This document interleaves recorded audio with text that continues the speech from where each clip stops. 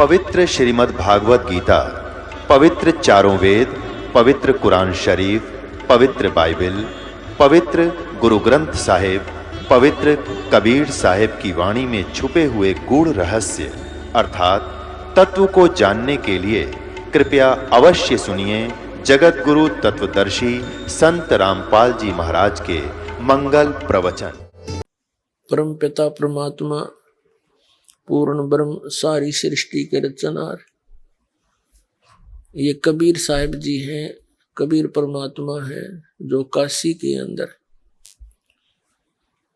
बनारस के अंदर एक दानक रूप में, एक जुलाहे के रूप में जनसाधारण की तरह लीला किया करते थे। 120 वर्ष तक वहां रहे, सह शरीर आए थे और सह शरीर चले गए थे। उनके कोई माता पिता नहीं, वो सारी सृष्टि के जनक हैं, वो हम आत्माओं के पिता हैं। हम यहाँ काल के जाल में गलत स्थान पर आ गए, अपनी गलती तय। हम यहाँ महादुखी हैं और हमारे दुख को देखकर वो परमात्मा भी दुखी है और हम इस काल के जाल में फंसे हुए सभी प्राणियों को, जो उनके अपने बच्चे हैं, ये ज्ञान देने के लिए आते हैं कि तुम ये आप जी का स्थायी स्थान नहीं है, आपका भूल लगी हुई है और आपको यहाँ महामूर्ख बनाकर और विवश करके रखा गया है। यहाँ पर प्रत्येक कार्य आपसे ऐसे करवाया जा रहा है जैसे कोई विलियन कराया करे, जैसे कोई खलनायक अपनी क्रिया करता है। तो वो खलनायक यहाँ कौन है?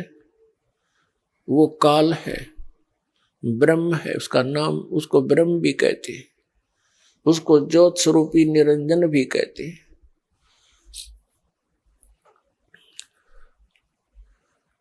और उसने आपको यहाँ अज्ञानी बनाकर और विवश करके और बाई फोर्स रखा हुआ है। इसने अपने 3 पुत्र उत्पन्न किए हैं, उनको एक एक गुण से युक्त कर दिया। ब्रह्मा जी ये काल के पुत्र हैं, श्री विष्णु जी भी काल के पुत्र हैं और श्री शिव जी काल के पुत्र हैं। और दुर्गा श्री देवी ये श्री ब्रह्मा, श्री विष्णु, श्री शिव जी की माता है और ये काल इनका पिता है। इस काल ने, इस ब्रह्म ने, सरपुरुष ने, इसके ये पर्यायवाची नाम है ज्योत स्वरूपी निरंजन। इसने प्रतिज्ञा कर रखी है कि मैं कभी भी किसी के समक्ष अपने वास्तविक रूप में दर्शन नहीं दूंगा, मैं अपनी योग माया से छुपा रहूंगा। श्रीमद् भगवत गीता अध्याय नंबर 7 के श्लोक नंबर 24 और 25 में ये गीता ज्ञानदाता काल है जो श्री कृष्ण जी के अंदर प्रवेश करके ये वेदों वाला ज्ञान और कुछ अपना मत दोनों मिक्स करके इसने श्रीमद् भगवत गीता का ज्ञान अर्जुन को सुनाया। बाद में इसी को श्री वेद व्यास जी ने लिपिबद्ध किया।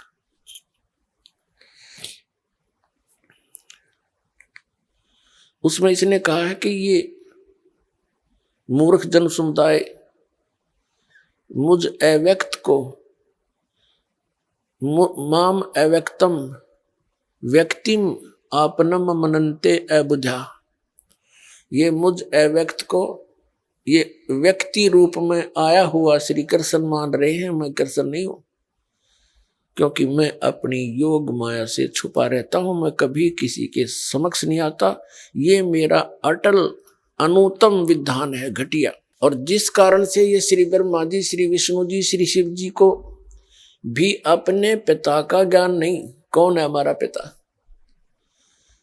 और इस काल के भी पिता ने, सबके जनक ने, कबीर परमात्मा ने, परम पूज्य कबीर परमेश्वर जी ने, उस दानक ने, उस जुलाई ने, जो हम सब का उत्पत्ति करता है, उसने इस काल की भी उत्पत्ति उसी ने की, उन्होंने आके बताया। श्रीमद् भगवत गीता अध्याय नंबर 2 के श्लोक नंबर 12 में, अध्याय नंबर 4 के श्लोक 5 और 9 में, गीता अध्याय नंबर 10 के श्लोक नंबर 2 में गीता ज्ञानदाता अपनी स्थिति बताता है कि अर्जुन तेरे और मेरे बहुत जन्म हो चुके हैं, तू नहीं जानता, मैं जानता हूं। मेरे जन्म और कर्म अलौकिक है और मेरी उत्पत्ति को ये ऋषिजन और ये देवता नहीं जान सकते, क्योंकि ये सब मेरे से उत्पन्न हुए। इससे सिद्ध है कि इसका जन्म भी हुआ है और इसकी जन्म मृत्यु भी होती है, नासवान भी है। ब्रह्म सरपुरुष, जिसको ऋषि ब्रह्म ब्रह्म करके नौका है, उसकी पूजा किया करती है, स्वयं नासवान है। और ये खुद गीता अध्याय नंबर 18 के श्लोक नंबर 62 में कहता है कि अर्जुन तू सर्वभाव से उस परमेश्वर की शरण में जा, जिसकी कृपा से तू परम शांति को और सनातन परम धाम को प्राप्त होगा। अर्जुन ने 8वें अध्याय के प्रथम मंत्र में पूछा कि आप जिन जो 7वें अध्याय के 29वें श्लोक में जिस तत्परम की के विषय में कहा कि उसको जानकर प्राणी फिर उस तत्परम को जानकर कोई भी साधक फिर यहाँ की किसी वस्तु की डिमांड नहीं करता, वो केवल जरा और मरण से छूटने का ही प्रयत्न करता है। जरा माने बुढ़ापा और मरण माने मृत्यु। तो 8वें अध्याय के प्रथम श्लोक में पूछा वो किम तत्परम, 8वें अध्याय के तीसरे श्लोक में कहा वो परम अक्षर ब्रह्म है। वो परम अक्षर ब्रह्म है जो गीता ज्ञानदाता से अन्य है। तो कहने का भाव ये है कि ये इसने प्रतिज्ञा कर रखी है कि मैं कभी किसी के समक्ष नहीं आऊंगा। और उस परम पिता ने आके बताया कि यू काल है और यू वहां रहता है 21वें ब्रह्मांड में। इसका ओछा माथा, लंबे दांत और विकराल शरीर, जब ये चाहे मोर की तरह हजार, जैसे मोर अपने पंख फैला लेता है चारों तरफ घुमा लेता है, ऐसे ये 1000 भुजा तक का भगवान है, शक्तिशाली है, इतनी शक्ति है इसके अंदर। और जब चाहे वो 1000 भुजा दिखा देना, चाहे तो 2 भुजा में भी रह जाए, ये 4 भी प्रकट कर ले। और ये कभी भी अपने इस वास्तविक रूप में नहीं आता। श्रीमद् भगवत गीता अध्याय नंबर 11 के श्लोक नंबर 32 में ये खुद कहता है कि अर्जुन मैं काल हूं और अब प्रवृत्त हुआ हूं इन सब सेनाओं को खाने के लिए, सब लोगों को मारने के लिए, रक्षा करने के लिए। अर्जुन का साला था श्री कृष्ण, और अर्जुन पूछ रहा है उसको कि हे महानुभाव आप कौन है, मैं आपसे अनभिज्ञ हूं, मैं आपको नहीं जानता। बता, साला को नहीं जाना कर आदमी, क्योंकि उस समय वो अपने विकराल रूप श्री कृष्ण से निकल कर बाहर विकराल रूप दिखाया और कृष्ण को अचेत करके खड़ा कर दिया साइड में। तो तब उसके प्रकाश में अर्जुन ने कृष्ण नहीं दिखा, वो दिखा विकराल रूप और कांपा खड़ा खड़ा। तब उसने घर में जाके 47 और 48 में कहा कि अर्जुन ये है मेरा असली रूप, और इस रूप का आज तो पहले ना किसी ने पहले दर्शन हुए तेरे बिना, और ना आगे हो सकते, ना किसी जप से, ना तप से, और ना किसी क्रिया से, ना वेदों वर्णित विधि से, ना किसी यज्ञ से इस रूप के दर्शन नहीं हो सकते, यानी ब्रह्म प्राप्ति नहीं हो सकती। वेदों में वर्णित विधि से भी नहीं हो सकती। वेदों में क्या विधि है? ओम नाम का जाप और ये 5 यज्ञ, बस इतना सा है। तो यही ऋषियों ने किया, यही इन ब्रह्मा विष्णु महेश जी ने किया। इनको भगवान तो मिला नहीं, और ये हठ योग करने लग गए। हठ योग क्यों करने लगे? कि जब ब्रह्मा जी को इस काल भगवान ने कमल के फूल पर प्रकट कर दिया, बिठा दिया और सचेत कर दिया, पहले ये कोमा में था, तब ये कहता है कि मैं ना जाने कहां से उत्पन्न हो गया, मेरा कौन जनक है मुझे मालूम नहीं। फिर आकाशवाणी हुई कि तप करो तप करो, 1000 वर्ष तक तप किया। ये श्री देवी भागवत के 3रे स्कंद में प्रमाण है जो दास आपको सुना रहा है। जब 1000 वर्ष तक ब्रह्मा जी ने तप कर लिया, फिर कहा सृष्टि करो, फिर ये सृष्टि करने लग गया, क्योंकि 1000 वर्ष तप करके इसके अंदर सिद्धि आ गई, बैटरी चार्ज कर ली इसने और सिद्धि भर ली रिमोट काल के हाथ में, इनके पिता के। इसी प्रकार विष्णु जी ने 12,000 वर्ष तक तप किया। ऐसे शंकर जी तो आप देखो सारे दिन आसन लगाए बैठे रहते हैं हर समय। तो ये इनसे बैटरी चार्ज कराता है, इनको सिद्धियों से परिपूर्ण कर लेता है और फिर जब चाहे अपने रिमोट से वहां इनसे नाश करवा देता है और जहां चाहे वो क्रिया अपनी आप करवाता रहता है। ये तो इसके कठपुतली है।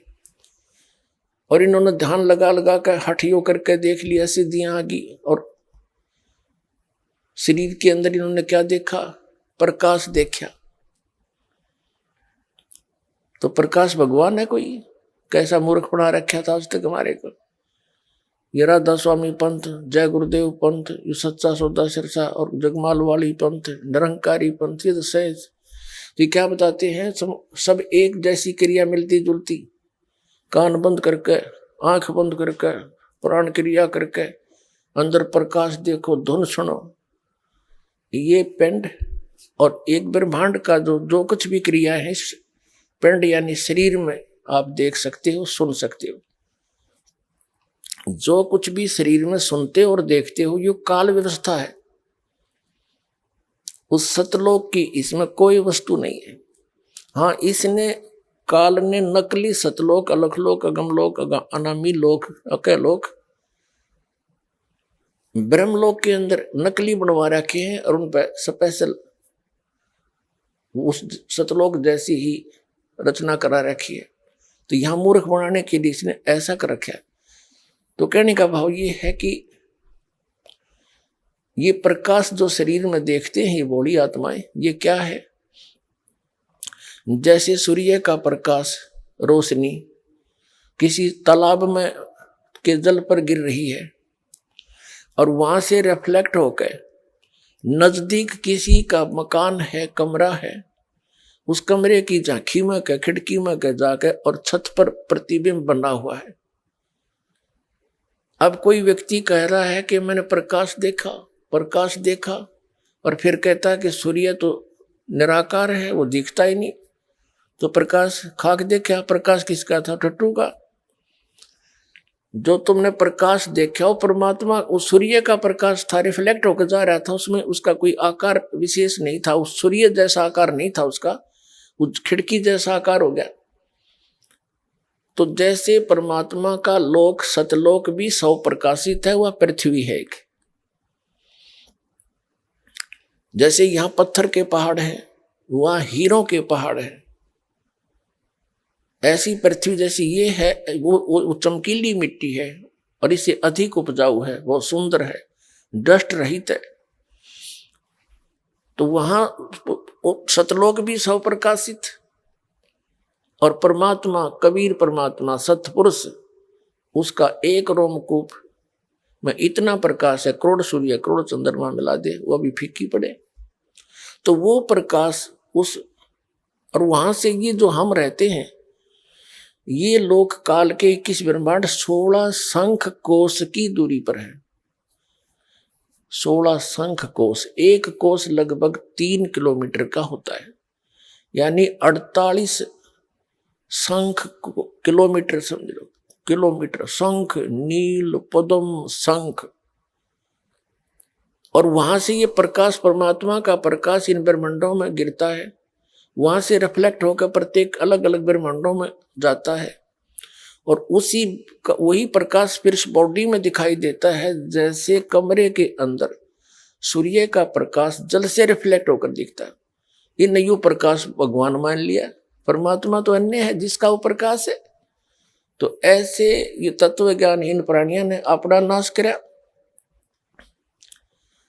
आप गए काल के जाल में, भूत बन गए शिवदयाल जी, अपनी शिष्या बुक्की में बोला भूत बन के, और फिर आके हुक्का पियो उसमें और शंका समाधान करे उसके अंदर बैठ के।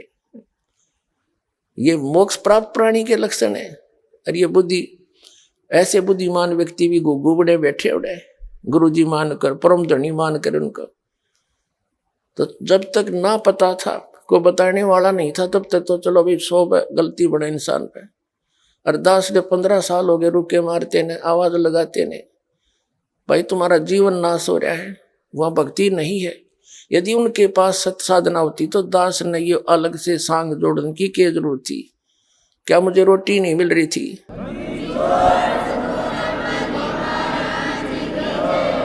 परमात्मा ने 2 समय की रोटी दे रखी थी।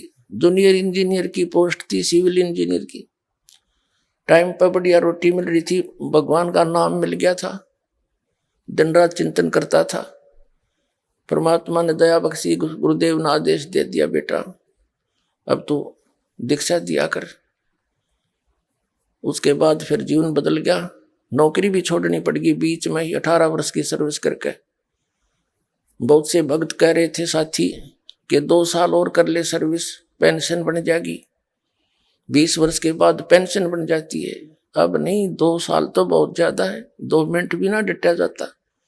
अब तो सच्चे भगवान की नौकरी करेंगे, या नौकरी तो करते हैं, संग जन्म हो गए। तो पुण्यात्मा दास का अगर उनके पास वस्तु होती तो मैं नहीं करता इस काम ने, कति भूल के भी ना करूं मैं। एक अपने सिर पर दोष धरना, मिसगाइड करना है। एक व्यक्ति जा रहा कहीं पर और जिस व्यक्ति को ज्ञान नहीं और वो उसको मार्गदर्शन कर देता है और वो विपरीत दिशा में भेज दिया, 300 किलोमीटर जाकर उसको पता लगा, तो रोएगा उस दुष्ट ने कि यू क्या करे उसने, ना पता होता तो मना कर देता, मैंने मुझे नहीं मालूम भाई, इससे अच्छा किसी और से पता करके अपना 10 मिनट पीछे चल पड़ता। तो ये नकली संत हैं टोटली पूरे विश्व के अंदर, समझ लेना। इस दास के अतिरिक्त चाहे इसने अभिमान समझो और चाहे सच्चा ज्ञान समझ लियो, थोड़े दिन में क्लियर भी हो जाएगी।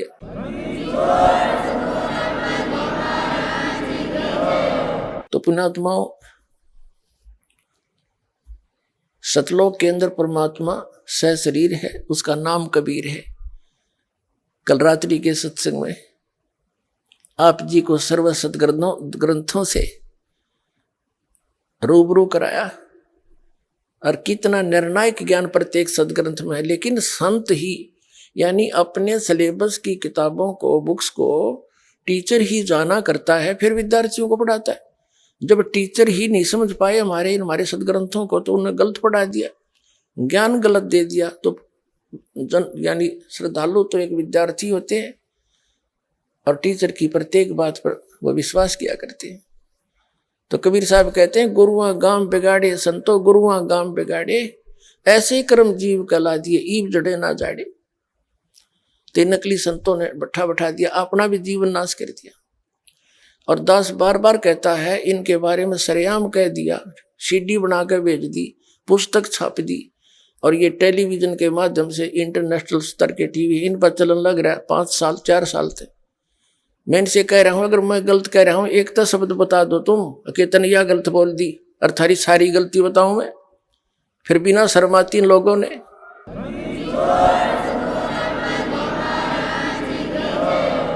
और ये फायदा उठाए बैठे हैं श्रद्धालुओं की श्रद्धा का। श्रद्धालु इतने भोले हैं, न्यू कहना गुरु जी के बारे में सुना नहीं करते, गुरु जी की निंदा नहीं सुना करते। निंदा वो होती है, मैं उनको गुंडा बताता हूँ, कोई बुंडा ठग और चोर बताता हूँ। ज्ञान के ऊपर डिस्कस करना अनिवार्य होता है। कोई आपको बता रहा है कि रास्ते में कि तेरा मार्ग ठीक नहीं भाई, गलत जा रहे हो, तो क्या उसने सोचना नहीं चाहिए? अवश्य सोचना चाहिए, जोर देना चाहिए उस बात पर, क्यों कहा इसने, तो खूब तसल्ली करके आगे यात्रा करनी चाहिए। ये बुद्धिमान का कार्य है।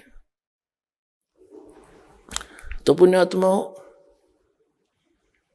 उस काल के बारे में परमात्मा ने कहा है कि 3 देव सो उसको ध्यावे, निरंजन का वो पार न पावे। ये तीनों देवता ब्रह्मा विष्णु महेश भी इस निरंजन का ही ध्यान लगा रहे हैं, समाधि लगा के, और निरंजन का वो पार नहीं पावे। ये ना अपने पिता को नहीं पा पाए आज तक, मोक्ष तो बहुत दूर की बात है। तो उस परम पिता ने पूर्ण ब्रह्म ने आके, कबीर परमात्मा जी ये सत्य पुरुष है। जितने भी वर्तमान के, चाहे वो कबीर पंथी है, चाहे और अन्य सतलोक की महिमा गाते हैं, या चाहे कोई वेद और गीता का अध्ययन करने या उसके ऊपर प्रवचन करके जनता को ज्ञान देने वाले हैं, या कोई किसी भी मजहब धर्म के हैं, चाहे वो सिख धर्म के, चाहे ईसाई धर्म के, चाहे हिंदू धर्म के, चाहे मुसलमान धर्म के, जितने भी संत और श्रद्धालु हैं, जैसे सिख धर्म के अंदर आदरणीय नानक साहेब जी को छोड़कर अन्य कोई भी परमात्मा से परिचित नहीं था, परमात्मा प्राप्ति नहीं हुई थी। तो उन नानक साहिब जी के अतिरिक्त अन्य किसी भी सिख समाज में या हिंदू समाज में या ईसाई समाज में सभी ये कह रहे हैं कि परमात्मा निराकार है।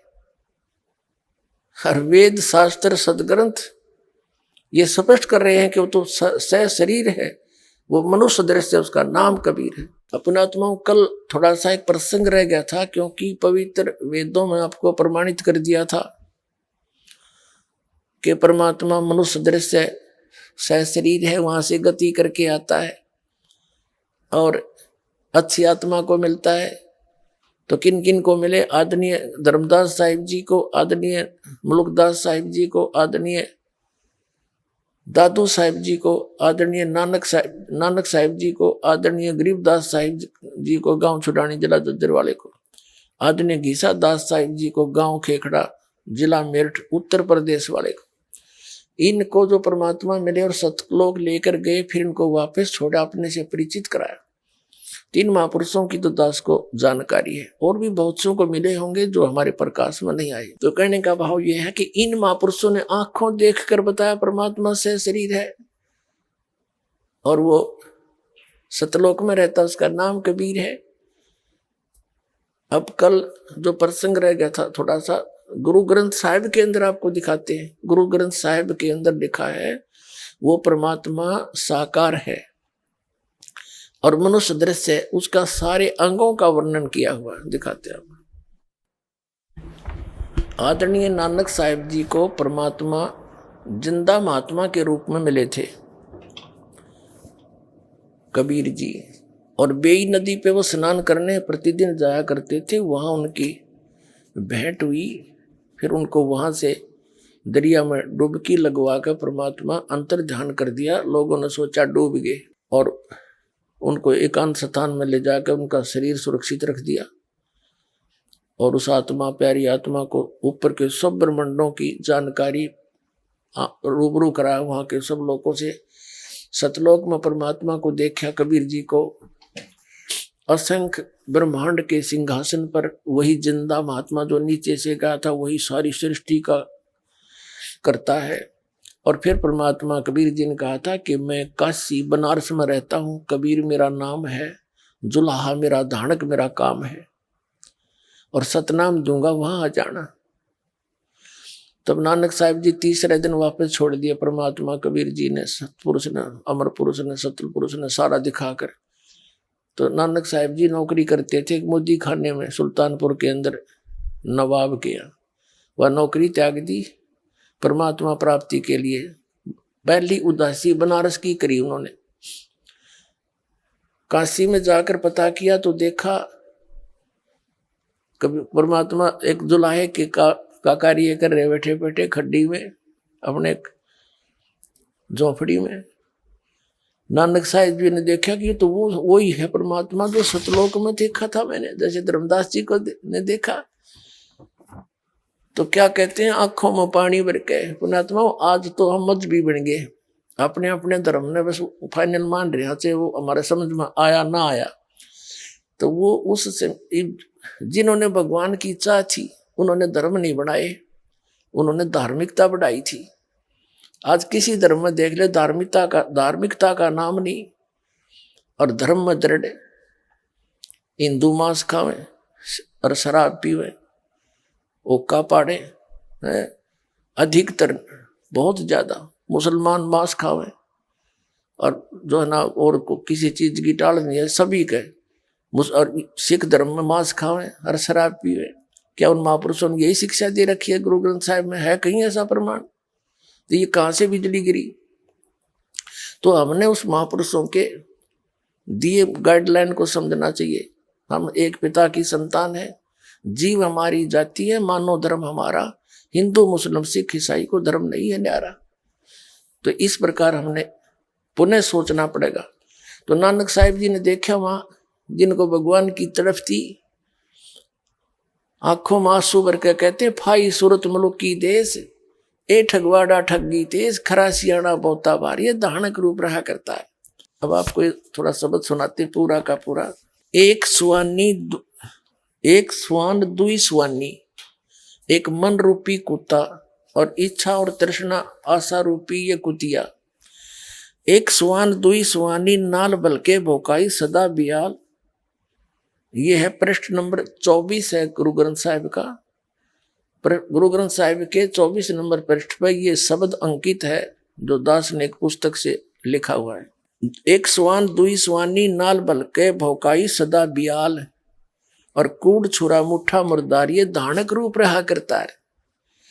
मैं पत की पेंद न करने की कार, वो बिगड़ रूप रहा बिकराल, तेरा एक नाम तारे संसार, मैं एहो आस एहो आधार। तेरा एक सतनाम और वो सार नाम कहते हो सारे संसार ने पार कर दे। तेरा एक नाम तारे संसार, मैं एही आस एही आधार, मुख निंदा आखा दिन रात, पर घर जो ही नीच मनात, काम क्रोध तन वसे चंडाल, ये धानक रूप रहा करता है। फाई सूरत मुल्क की वेश, ओए होए कहते इसकी मोहनी सूरत है, और मुल्क की वेश जिस क्षेत्र में जाता उसा वेशभूषा बना लेता है। ये फाई सूरत मुल्क की वेश, ए ठगवाड़ा ठगी देश, ये खरा सियाणा बहुता भार, ये धानक रूप रहा करतार। नानक साहिब जी वहां कह रहे ये धानक रूप रहा करतार। देखो लोगो धानक रूप रहा करतार, यो बैठा भगवान धानक दुल्हे के रूप में। अपने आत्मा कबीर साहब कहते हैं जो देखेगा धाम को, उस सतलोक ने देख लेगा मेरे ने, सो जानत है मुझ, और कह रामानंद तुझे कहूं सुन गाये त्रिगुज। अब गरीबदास जी ने बताया है कि जब रामानंद जी से परमात्मा की गोष्ठी हुई थी तो उनको भी, रामानंद जी को भी ऐसे ले गए स्वामी रामानंद जी का, और वहां से वापस छोड़ा था। तो अब जो प्रसंग चल रहा है वो दिखाते हैं आपको धानक रूप रहा करता है। एक फिर है 721 पृष्ठ पर गुरु ग्रंथ साहिब से हमने शब्द नोट किया है। एक अर्ज गुप्तम पेश तोदर कून करतार, हक्का कबीर करीम तुम बेऐब परवरदिगार। हक्का कबीर और सत कबीर, करीम यानी दयालु, बेऐब परवरदिगार निर्विकार परमात्मा। और 731 पृष्ठ पे कहा है कि अंधला नीच जात परदेसी, अंधला नीच जात परदेसी, खिन आवे तिल जावे, अरता की संगत नानक रेंदा, और क्यों कर मुंडा पावे। कहते नीच जात परदेसी मेरा, खिल आवे तिल जावे, यानी एक सेकंड में तो यू सतलोक में, दूसरी सेकंड के भी कुछ अंश में यहाँ पर बैठा दिखे। मैं इसका कैसे भेद पाऊं, इसे सर्वशक्तिमान का।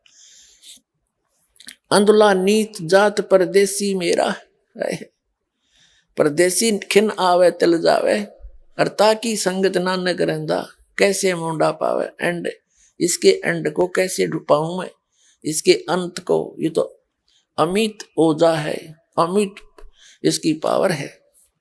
अब कैसा है परमात्मा ये भी दिखाते हैं आपको। 1257 पृष्ठ है गुरु ग्रंथ साहिब का, उससे हमने नोट कर रखा शब्द। और मलार राग मलार मैला पहला, बाग्य कपड़ बोले बहन है। नानक साहिब जी पहले में लेके नानक साहिब जी की वाणी है, वो क्या बोल रहे हैं कि बाग्य कपड़ बोले बहन, और लंबा नक काले तेरे नैन, और कब हूँ साहेब देखा बहन। नगर तुमने भगवान देखा कदे। बाग्य कपड़ यानी सफेद कपड़े, और बड़ी प्यारी प्यारी बोली बोलता है, और लंबा नक और काले तेरे नैन। बता फिर भगवान निराकार क्यों करवाया। किसी ने पूछ ले भगवान निराकार, हमारे सदगुरु बताओ मनुष्य दृश्य साकार है। उड़ा चढ़ा आसमान साहिब समर्थ तेरे ताण, यानी आसमान में भी मैं तेरे ताण तेरे सहारे गया। और जल थल डूंगर देखा तीर, थान थनंतर साहिब वीर, या गलती से वीर लिखा है, या इस 5 पंक्तियों में एक शब्द है, इसमें 2 बार वीर लिखा है एंड में। ये एक महापुरुष की वाणी है, कोई किसी डूम बाट की नहीं है। और एक पंक्ति में 2 बार अक्षर नहीं आ सकता, ये कबीर है, जो क मिस प्रिंट हो गया है। कहते थान थनंतर साहेब कबीर है, इसका अर्थ यहाँ पर थान थनंतर, जहां देखो वहां यू साहेब कबीर। जिन तन साज दिए नाल खम्ब, अति तृष्णा उड़ने के ढंज, नदर करें ता बांधे धीर, जिम विखाले तिम वेखा वीर। कि जैसे वो दया करे वैसे ही हम देखें। फिर क्या लिखा है, फिर 1257 पृष्ठ पर ही लिखा है, निरंकार आकार है, आप पे आप भ्रम भुलाए। वो तो आकार में है जिसको अब तुम निरंकार कह रहे हो। और नानक साहिब जी ने तो निरंकार कहा है, कहते वो आकार में है। इसका अर्थ केवल निराकार नहीं है, निरअंकार, निरअभिमानी परमात्मा। और इन्होंने आइडिया लगा लिया निराकार का। निरंकार, निराकार तो निराकार ही होता है, अंग की मात्रा क्यों लगी। निरअंकार यानी बिना बगैर अंग, और निरअभिमानी परमात्मा घर घर फिरता है, कोई गाली देते बुरा बोलो है, और सबको अपना सच्चा ज्ञान देता फिरता है। वो निरंकार आकार है, साकार है, मनुष्य दृश्य। और दिखाते हैं आपको। अब ये गुरु ग्रंथ साहिब के 567 पृष्ठ पे है। इस पे लिखा है, वड्डा साहिब है आप अलख अपार। वड्डा साहिब सबसे बड़ा भगवान है, आप अलख अपार। तेरे बंके लोयन दंत रिसाल, तेरे बंके लोयन, लोयन माने आंख, लोचन। और सोने सोने सोहने नक जिन लंबड़े वाला, सोहने नक जिन लंबड़े वाला, यानी सुंदर नाक है और चमकदार जिसके बाल हैं। और कंचन काया, सोने की ढाला, यानी कंचन शरीर है उस परमात्मा का, सोने जैसा, सोने की तरह। और बंके लोयन दंत रिसाला, तेरी चाल सुहावनी, तेरी चाल सुहावी मधुराड़ी बाणी। उसकी चाल तक बता रखी कबीर परमात्मा जो पृथ्वी पर घूमया करते थे। और कहते हैं, सारंग जी में पग धरे ठम ठम, आप पे आप संधूरे। कहते हैं जैसे सारंग चला करे, नो के पग धरे ठम ठम, ठुमक ठुमक का चाल है। और सिरंग राती फिर माती, उदक गंगा वाणी, बिनवंती नानक दास हरि का, तेरी चाल सुहावनी मधुरोड़ी वाणी, मुदराड़ी वाणी। आपकी चाल भी सुहावनी और आपकी वाणी भी मीठी मीठी, दांत भी, उसकी चाल भी, चाल है ठमक ठमक है, ये सारा कुछ बता रखा। तो पुण्यात्माओं, अब पवित्र चारों धर्मों के पवित्र सदग्रंथों ने यह स्पष्ट कर दिया कि परमात्मा सहशरीर है, नर आकार सहशरीर है, उसका नाम कबीर है और धानक रूप रहा करता है। ये परमात्मा, जैसा कि आप जी को वेदों में बहुत बार दिखा है, ऋग्वेद मंडल नंबर 9 सूक्त नंबर 86 के मंत्र 26-27 में, जो आर्य समाज के आचार्यों और महर्षि दानंद के द्वारा इनका अनुवाद है वेदों का, उन्हीं के अनुवाद में दिखा दास ने। और ये भी खुद निराकार के और उसमें साकार लिखा। इसके बारे में परमात्मा कहते हैं, मोती मुक्ता दर्शत नाही, ये जगह सब अंधरे, इनके दिक्कत के तैनण से समय फिरा मोतिया बंदरे। बता, इतनी भी आंख हमारी कमजोर होगी, आंख भी सामने लिखा है भगवान मनुष्य सदृश है, राजा के समान देखने योग्य वेदों। तो वो वहां से वो सतलोक में रहता है भगवान, धूलोक के तीसरे पृष्ठ पर विराजमान है, वहां एक देशीय है और वहां से चल कर आता है, अच्छी आत्माओं को मिलता है। उन अच्छी आत्माओं में से किन किन को मिले जैसा भी आपको बता दिया था, उनमें से एक पुण्यात्मा आदरणीय गरीबदास साहिब जी भी है, गांव छुरानी जिला झज्जर वाले, हरियाणा वाले। तो उनको परमात्मा फाल्गुन सुदी द्वादशी को यानी चांदनी द्वास को और संवत 1784 को, संवत 1774 में आदरणीय गरीबदास जी का जन्म हुआ था। 10 वर्ष की आयु थी उनकी, तब परमात्मा सतलोक से आए थे, वो जिंदा महात्मा रूप बना के, और वहां उनको मिले थे, सतलोक लेकर गए थे। उनको मृत जान लिया था नीचे कि तो मर गया लड़का, उनका अंतिम संस्कार करने की तैयारी कर दी थी। तो परमात्मा ने ऊपर के सब ब्रह्मांड दिखा के अपना गवाह बना के वापस छोड़ दिया। तब वो अग्नि लगाने की तैयारी हो ही रही थी, तभी एकदम हलचल हुई शरीर में, सब खुशी मनाने लगे। गरीबदास जी के ऊपर का जो रस्से बांध रखे थे अब टूट गए, सब के ऊपर उठकर चल पड़े और ये वाणी बोलने लग गए। इस वाणी को गांव वाले नहीं समझ सके, उन्हें सोचा ये पता नहीं कि बेंडुआ फूट गई इसके, बिरडावे है अपा बोल रहे। एक दादू पंथी संत था, वो आ गया, 65 साल की उम्र का, वैश्य के घर जन्म था और उसने घर त्याग रखा था। दादू पंथ से वो दीक्षित हो चुका था और दादू साहिब जी को परमात्मा कबीर जी जिंदा महात्मा के रूप में आए थे और 7-8 वर्ष की आयु में ले थे, सतलोक लेकर गए। 3 दिन और 3 रात दादू जी बेहोश पड़े रहे, मरे नहीं, सांस चलता रहा, ना तो फूक दिया उठा के शरीर में गांव वाले घर के लोग। तीसरे दिन उनको भी ऐसे छोड़ा जैसे नानक जी को, ऐसे धर्मदास जी को लेकर गए थे। 3 दिन तक वो अचेत पड़े रहे थे। तो दादू पंथी, वो गोपाल दास नाम था उनका संत का, वो गांव छुडानी में आ गए एक दिन।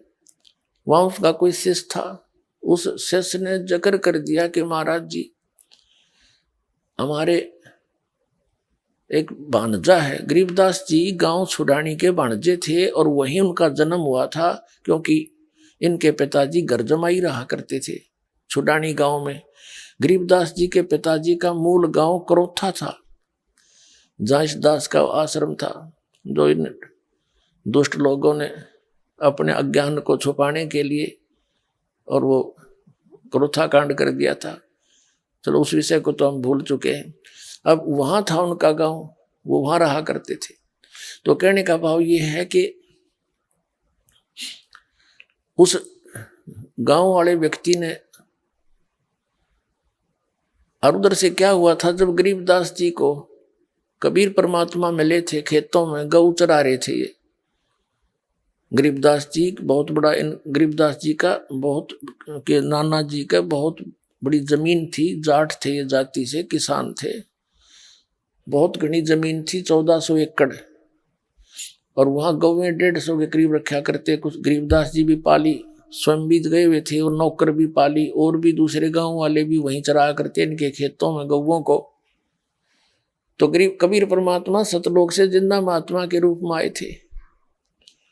तब इन पालियों ने आग्रह किया था, भगवान रोटी खाओ, भोजन पाओ। परमात्मा ने कहा था, खाना मैं अपने घर खा के आया हूं भाई, अपने लोक से। फिर इन्होंने कहा, जी दूध तो पीना पड़ेगा, नहीं तो हम अतिथि को ऐसे जाने नहीं देते। तो कबीर साहब ने कहा था, दूध पिलाओगे तो कुंवारी गाय का पिलाओ, कुंवारी गाय का दूध पीता हूं मैं। तो सभी कहने लगे, बाबा जी तेरी दूध पीने की नीयत नहीं, मजाक करते हो, कुंवारी गाय दूध देती है कभी? गरीबदास जी थे छोटे से बालक 10 वर्ष के, वो एक बछिया को लाए पकड़कर, कहने लगे, देखो महाराज जी इसका बच्चा भी नहीं है, सतन भी छोटे छोटे, दूध कैसे देगी? परमात्मा ने कहा, कोई ऐसा खाली पात्र लाओ जिसमें दूध निकालेंगे।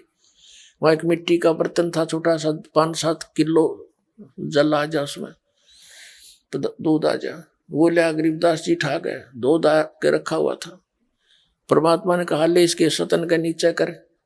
कबीर परमात्मा ने थपकी मारी, कुंवारी गाय के लंबे सतन हो गए, दूध की धार चल पड़ी, पात्र भर गया, अपने आप बंद हो गया। अब वो दूध परमात्मा को दे दिया। गरीबदास जी निकले, महाराज जी आपकी लीला है। तो अपने आत्माओं वो उन्हीं को मिलते हैं जो दृढ़ भक्त होते हैं। वो गए गरीबदास जी के खातिर थे, के लिए थे, बाकी तो नकली थे वो बैठे।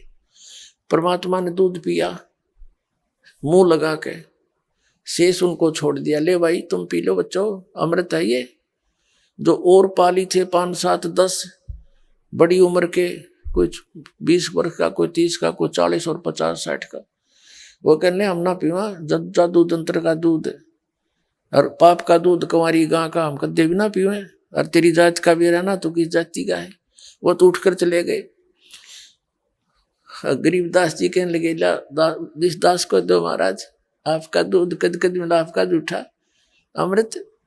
तो पुण्यात्माओं ये लक्षण होया करे साधु भक्तों के अंदर, जो पूर्व संस्कार होते हैं उनका ऐसा स्वभाव होता है।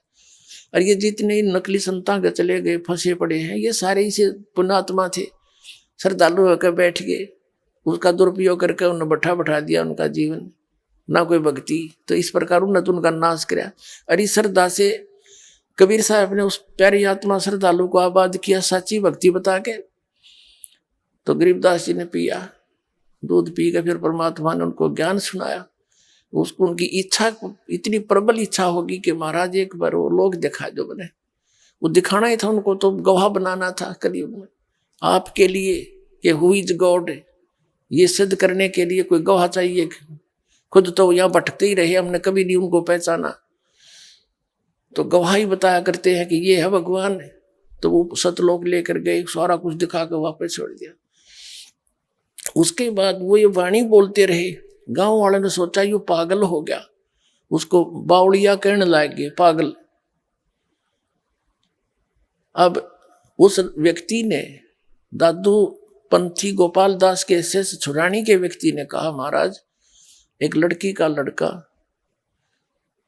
पागल हो गया और उसके एकला पुत्र है। किसी संत ने जादू जंत्र का कर दिया, दूध पिला दिया जादू जंत्र का, कुंवारी गाय का निकाल के। उसके बाद वो मेंटल हो गया। और यूं का ऐसे कहते हैं कि साधु की विद्या ने साधु का काट्या करे। आप कुछ दया बख्श दो, वो लड़का ठीक हो जा।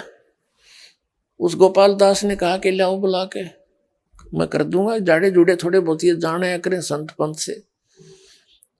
वो व्यक्ति गया, गरीबदास जी के नाना जी शिवलाल नाम था उनका, शिवलाल। उनसे कहा कि ऐसे ऐसे मैं हमारे एक संत आ रहा है और इस छोरी के लड़के नो ठीक कर देगा कहे। तो सारे 5-7 और मौजूद से व्यक्ति और बच्चे को लेकर उसके पास पहुंच गए। गोपाल दास ने पूछा कि बेटा कौन था वो जिसने तेरा जीवन नाश कर दिया, बर्बाद कर दिया। तब गरीबदास जी कहने लगे बर्बाद नहीं, मुझे आबाद कर दिया। क्या बताए? हम सुल्तानी नानक तारे दादू को उपदेश दिया, जात जुलाहा भेद न पाया वो काशी में कबीर हुआ। इस वाणी को सुनकर और गोपाल दास का तो सिर घूम गया। अरे इसने बावड़ा बतावे, इसने तरले भाषण पर एक तरले उस पर मार दी ठोकरे, चक्कर खा गया महात्मा 65 साल का बुढ़ा। और फिर बताया कि अनंत कोट ब्रह्मांड का एक रति नहीं भारे, सतगुरु पुरुष कबीर है वो कुल के सिरजनहारे। गरीबदास जी ने बताया कि हम सभी, मैं यानी इंक्लूडिंग गरीबदास, हम सुल्तान अब्राहम सुल्तान अधम बलख बुखारे का बादशाह मुसलमान, हम सुल्तानी नानक, ये सिख धर्म के प्रवर्तक आदरणीय नानक साहब जी, हम सुल्तानी नानक तारे और दादू को उपदेश दिया और जात दुलाहा वेद नहीं पाया और काशी माए कबीर हुआ। और फिर कहा गया अनंत कोट ब्रह्मांड का एक रति नहीं बार वो सतगुरु पुरुष कबीर हैं, वही कुल के सिरजनहार। 65 साल का बुढ़ा। अब जिसने भगवान की जरूरत है वो समाज ने ना देखा, ना इन कपड़े ने देखा, मैं के बन बैठा लाल कपड़े पहन लिए, डाढ़ी बढ़ा ली, 2 से 4 से 1000 आदमी को बका के बैठ गया संत बन के। अपना भी आप भी गधा बनेगा, गिल्ला हुआ बनेंगे, वाला तुम लाता रहा करोगे दोनों गुरु और चेले, या कट्ठे कुत्ते बनोगे कि टूक भी ना खाने देंगे चेले तने फिर वहां पर। तो ये खूब जानते हैं जो महापुरुष होते हैं, उनको समझना पड़ेगा ये बात। हम परमात्मा के लिए चले हैं, और परमात्मा जो भी दी तुम कर रहे हो, ये आज तक किसी ने मिला हो तो बता दो, किसी संत ग्रंथ में प्रमाण दिखा दो जो साधना तुम करे से भगवान पाया हो किसी ने, या दास दिखावे 6 प्रमाण आपको जिन महापुरुषों ने परमात्मा पाया, उन्होंने ये साधना की, तो फिर क्यों ना छोड़ दे नकली को। आपने भगवान चाहिए, बकवास थोड़ी चाहिए।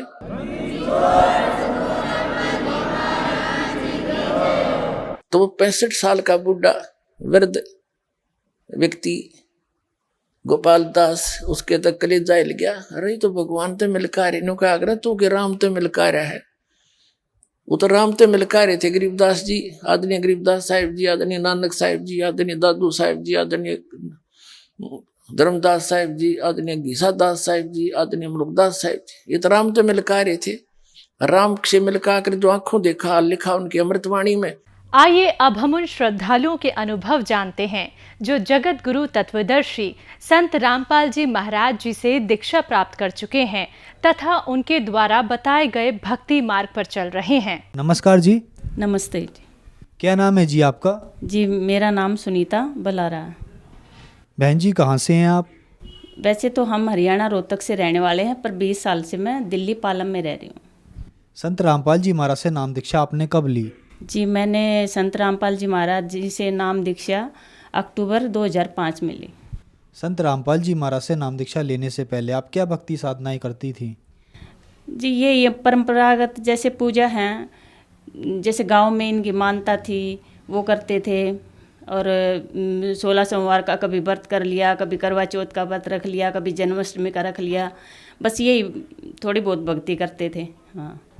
तो फिर आप संत रामपाल जी महाराज की शरण में कैसे आई? मेरी बहन को बहुत प्रॉब्लम थी, उनको मतलब ये ओपरे प्राय की बहुत ज़्यादा शिकायत थी, उनके बच्चों को भी होने लगी। तो उन्होंने मेरी मम्मी से बोला कि मम्मी आप तो बच्चों को भी बहुत ज़्यादा प्रॉब्लम होने लगी, अब मैं क्या करूं। तो मेरी मम्मी ने बोला कि हमारे गुरुजी संत रामपाल जी महाराज से नाम दीक्षा ले ले, सब प्रॉब्लम दूर हो जाएंगी। और तो मेरी बहन ने ज्ञान समझा और संत रामपाल जी महाराज की शरण में गई और उनसे नाम दीक्षा ले ली। तो उनके घर में इतनी प्रॉब्लम थी, बहुत ज़्यादा प्रॉब्लम थी। जैसे मैं उनसे मिलने जाती थी तो उनके हस्बैंड इतने दारू पीते थे ना कि सुबह दारू पीना, शाम तक ऐसे ही नशे में रहना, कोई काम नहीं करना। उनके घर में इतनी प्रॉब्लम थी कि बच्चों की फीस भरने तक के पैसे नहीं थे उनके पास। और वो इतनी पूजा पाठ करती थी, इतनी पूजा पाठ, 9 दिन भूखे रह के नवरात्रि करने साल में 2 बार। और मतलब यहाँ गंगा जी पे जाना, राधा स्वामी में भी जाती थी वो, बहुत उन्होंने पूजा पाठ किया पर उनको कोई लाभ नहीं हुआ। सारी प्रॉब्लम भी भूतों की भी मतलब उनको प्रॉब्लम थी, सारी चीज़ों की ऐसी प्रॉब्लम थी उनको, तो उनसे कोई राहत नहीं मिल रही थी कहीं से भी। तो मेरी मम्मी के समझाने के बाद वो संत रामपाल जी महाराज से उन्होंने उपदेश लिया करोथे में जाके। तो उसके बाद उनको धीरे धीरे इतने लाभ होने लगे। मेरी बहन को, बच्चों को जो ओपरे की शिकायत थी वो उनकी दूर हो गई। और उसके बाद परमात्मा ने इतने लाभ दिए, उन्होंने मेरे को ज्ञान समझाया बहन ने कि तू भी संत रामपाल जी महाराज की शरण में आ जा, और ये सच्चे संत पृथ्वी पर आए हुए हैं और ये सच्ची भक्ति देते हैं, इनसे बहुत लाभ होता है।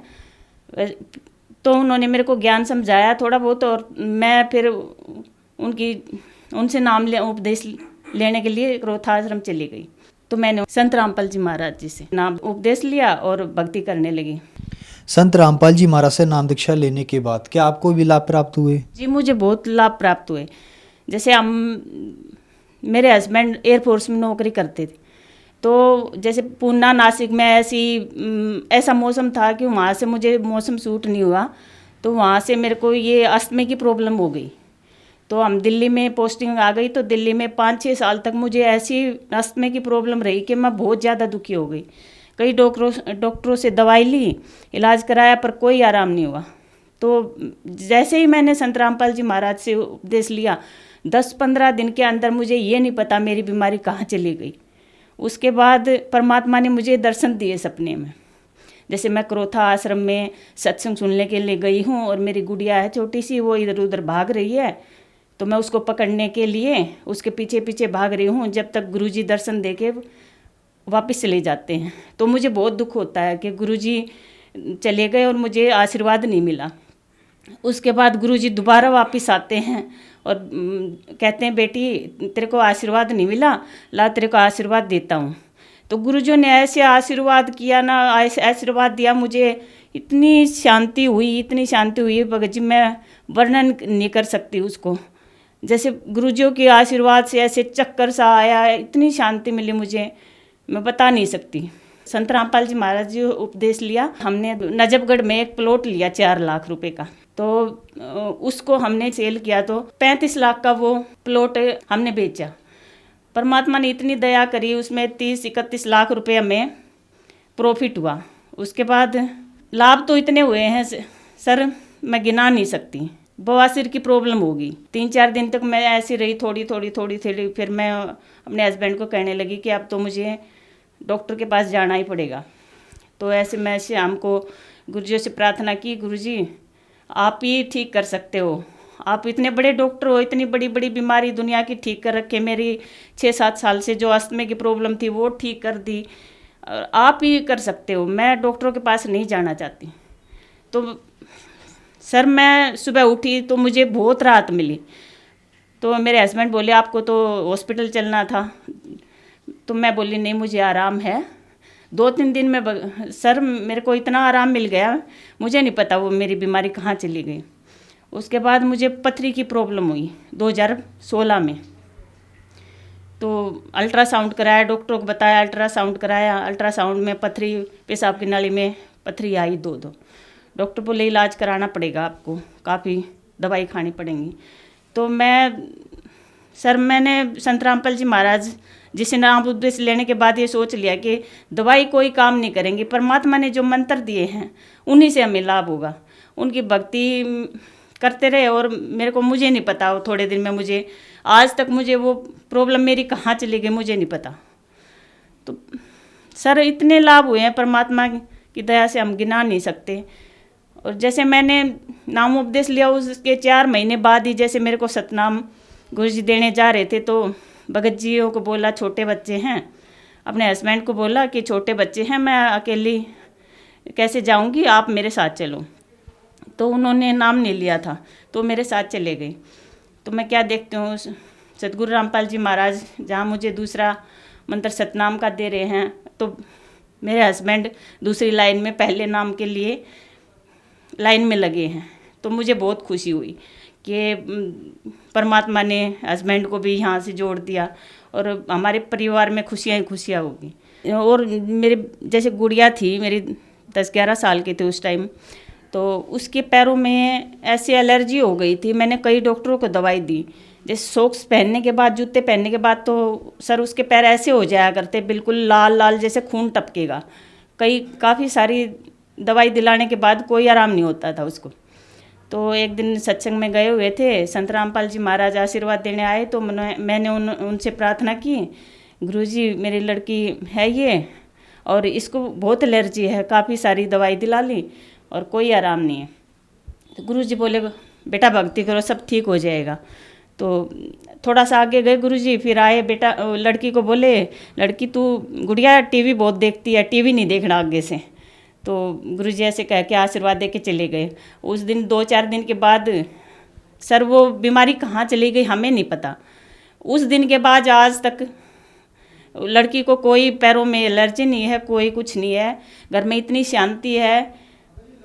संत रामपाल जी महाराज से जुड़ने के बाद हमें कोई किसी चीज़ की दिक्कत नहीं है। सर मेरे जीजा जी इतना नशा करते थे ना, सुबह से शाम तक दारू पीना और ओपरे प्राय की शिकायत बहुत ज़्यादा उनके, मेरी बहन की घर में बहुत ज़्यादा दिक्कत थी। उसके बाद वो मेरी बहन गुरुजी से प्रार्थना करती रहती जी, भगत जी ऐसे दुखी करते हैं, बहुत नशा करते हैं। गुरुजी बोले बेटा बहुत अच्छी आत्मा है, परमात्मा की बहुत अच्छी आत्मा है, वो जैसे बाहर की जो ओपरा पराया है उसको बहुत दुखी कर रखा है, वो आएगी, परमात्मा की आत्मा है, शरण में आएगी, जरूर आएगी। तो उसके मेरी बहन ने जब गुरुजी से नाम उपदेश लिया, उसके पूरे 1.5 साल के बाद मेरे जीजा जी ने संत रामपाल जी महाराज जी से उपदेश ले लिया और उनकी नशे की जो बुरी लत थी वो बिल्कुल छूट गई। आज सर मेरे जीजा जी ऐसे हैं, किसी को मतलब अगर कोई दारू पीने वाला साथ बैठता है तो उनको गाड़ी में भी नहीं बिठाते, और परमात्मा ने उनके घर में इतनी रजा करी। मेरी बहन को इतने लाभ हुए, परमात्मा की दया से इतने लाभ हुए बहुत ज़्यादा। एक टाइम उनके घर में ऐसा था कि फीस भरने के लिए बच्चों के लिए पैसे नहीं थे। कई बार मैंने भी उनकी हेल्प की थोड़ी बहुत, जितनी हमसे हो उसकी। तो आज परमात्मा की दया से उनकी ऐसी, परमात्मा ने उनके घर में ऐसी रजा कर रखी है, वो परमात्मा के दिन रात गुण गाते रहते हैं, क्योंकि वो परमात्मा हैं।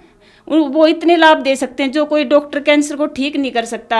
संत रामपाल जी महाराज अपने आशीर्वाद से उनको ठीक कर सकते, वो ऐसे मंत्र देते हैं, उनके मंत्रों में इतनी शक्ति है कि वो कितनी भी बड़ी बीमारी, हमारे संत रामपाल जी महाराज सत्संगों में बोलते हैं कि कैंसर का बाप भी आ जाए वो भी ठीक होगा, अगर हम मर्यादा में रह के भक्ति करते हैं तो परमात्मा सब कुछ कर सकते हैं, भगवान सब कुछ कर सकता है।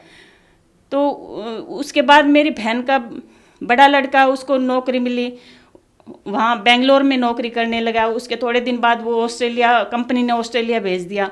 आज वो लड़का ऑस्ट्रेलिया में इतनी बड़ी पोस्ट पे है, बहू भी ऑस्ट्रेलिया में है। छोटे लड़के को सर या बेंगलोर में अमेजोन कंपनी में नौकरी करता है मैनेजर, 65 लाख उसका पैकेज है। परमात्मा ने इतनी दया कर दी उनके घर में, आज वो परमात्मा कितने गुण गाते हैं भाई। ऐसी हमें कहीं से कितना कुछ भी लाभ नहीं हुआ, परमात्मा की शरण, संत रामपाल जी महाराज की शरण में आने से उनको बहुत सुख हुए, बहुत ज़्यादा सुख हुए। हमें भी जुड़ने से बहुत लाभ हुए। बहन जी, संत रामपाल जी महाराज से नाम दीक्षा लेने के बाद आपको लाभ ही लाभ मिले, तो जो दर्शक आज आपको देख रहे हैं, खास करके जो महिलाएं जो दुखी हैं, उनके लिए आप क्या कहना चाहेंगी? जी, उनसे यही प्रार्थना करना चाहूँगी मैं कि इस धरती पर संत रामपाल जी महाराज कबीर साहब के रूप में आए हुए हैं और सभी दुखी आत्माओं को अपनी शरण में लेके उनका दुख दूर करते हैं। जो भी भगत आज मुझे देख रहे हैं, मेरे जान पहचान वाले या रिश्तेदार, कोई भी, मैं उनसे हाथ जोड़ के प्रार्थना करना चाहूँगी कि एक बार उनके ज्ञान को सुनें, समझें, देखें। बेशक आप उनसे नाम उपदेश ना लें, पर उनके ज्ञान को एक बार समझ के देखो। वो प्रूफ के साथ, हमारे संत रामपाल जी महाराज एक बात समझाने के लिए 6 प्रूफ देते हैं, प्रूफ के साथ ज्ञान दे रहे हैं।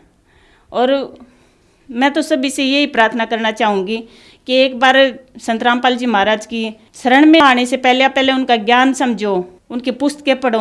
कई चैनलों पे उनके सत्संग आते हैं, सत्संग सुनो और उनसे ज्ञान उपदेश, मतलब ज्ञान ग्रहण करके उपदेश लो। संत रामपाल जी महाराज से नाम दीक्षा कैसे ली जा सकती है? संत रामपाल जी महाराज से ज्ञान दीक्षा उपदेश लेने के लिए जैसे कई चैनलों पे नीचे एक पट्टी चलती है, उस पर नंबर लिखे हुए होते हैं, उस पर आप कांटेक्ट कर सकते हैं और वहाँ से किसी भी नाम केंद्र का पता पूछ सकते हैं। नाम उपदेश लेकर अपना कल्याण करवाइए। धन्यवाद जी। सच्चा है।